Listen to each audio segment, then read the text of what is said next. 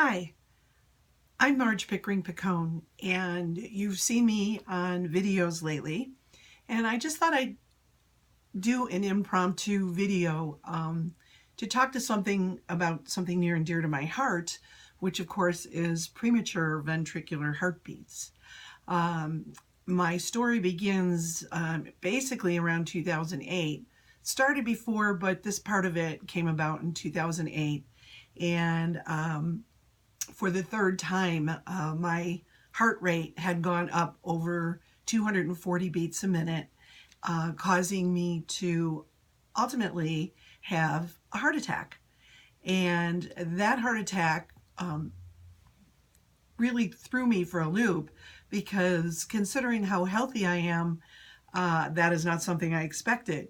So when it happened, I think I lost faith in what I do for about 4 hours while they held me in a room at the hospital to check me out, and basically thinking they were going to take me into surgery and put in stents.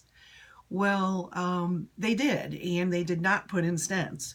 They brought me right back out and said, "You have the cleanest arteries we have ever seen in a woman in her 50s at the time, and that my inside of my heart was really healthy." And they had no clue why I had had a heart attack. So my fabulous cardiologist at the time said, "You're not leaving until we figure this out." So what we did was he brought in electrophysiology docs. The long and short of it is they went in and did an ablation. It took them twice to figure out what was happening and to fix it. But I had 2 ablations in a matter of 30 days, and it fixed it.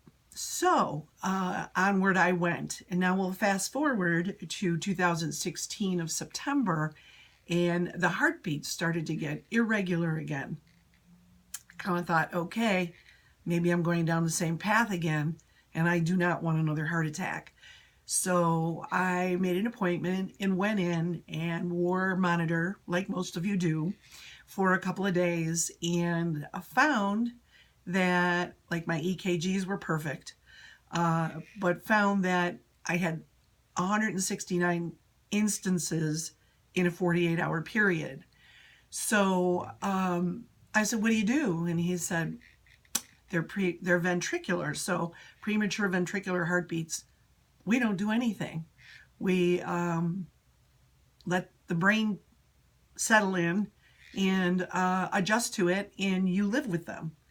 Or he said some people take magnesium. And I proceeded to laugh and said, "You do know who you're talking to, right? I do take magnesium, and obviously that's not the answer." And he said, "Well, we don't have one. You will eventually adjust to it. If you like, we will do more testing," but I kind of canned the testing since they were ventricular and non-life-threatening, as they were called. I decided to research. And so I researched and went back to the research I looked at when I first had my heart attack in 2008, and saw some things, and then looked for updates.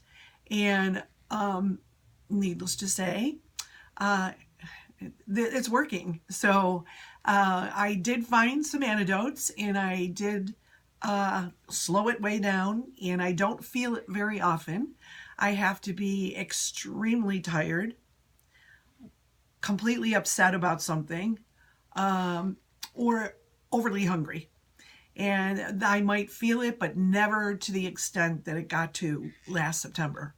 So September of 2016, it would come over me, and I'd almost feel like that feeling you get just before you faint.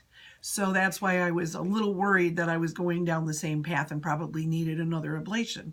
But again, like I said, that wasn't the case. So what I have found is working.